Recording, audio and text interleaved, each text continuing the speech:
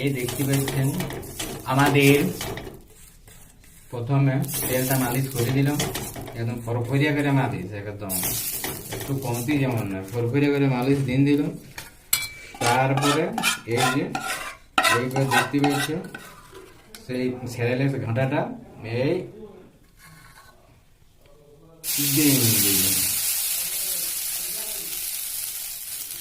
স্যারেলের ঘাঁটা এটা লয়, এটা হচ্ছে চালের গুঁড়ি।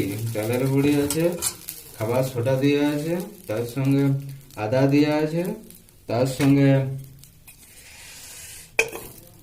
জিরা বাটা দিয়ে আছে, অনেক কিছু দিয়ে আছে।